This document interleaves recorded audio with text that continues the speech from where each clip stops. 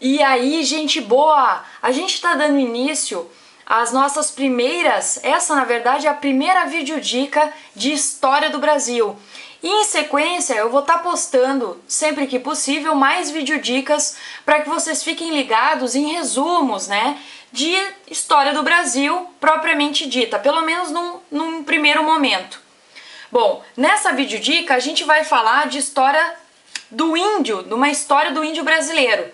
Nas próximas, nas duas próximas eu vou falar de um contexto europeu e depois a história do Brasil propriamente dita, o pré-colonial, colonial e aí por diante. Bom, os principais grupos indígenas são os tupis, os gés, aruaque e caraíbas. Isso em se tratando do Brasil, sempre lembrando disso. E essa classificação ela tem por base uma linguagem falada por esses grupos.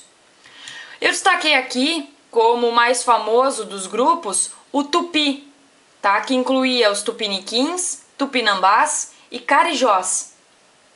Ao contrário do que muitos pensavam, os índios brasileiros, quando da chegada de Cabral, possuíam uma organização social, econômica e política muito organizada. Vamos à organização então. A tribo, ela era governada pelo chefe Morubixaba, além do chefe religioso pajé ou xamã, e um chefe, um líder guerreiro, taxauá. Economicamente, eles dedicavam-se ao esquema do PCC, pesca, caça e coleta, e tinham uma agricultura principalmente da mandioca.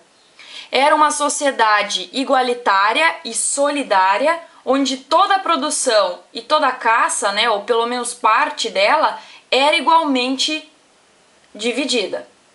A organização social era baseada na poligamia, muitos grupos eram poligâmicos, várias mulheres, isso era prestígio social, mas alguns também eram monogâmicos, uma única mulher.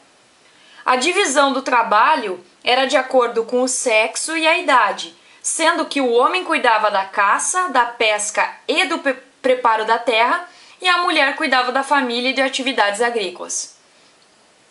Alguns grupos, como os tupinambás, eles tinham a prática religiosa do canibalismo, em relação aos inimigos presos em batalhas. E para termos uma ideia de número, existiam cerca de 5 milhões de índios no Brasil por volta de 1500. Hoje existem menos de 200 mil indígenas.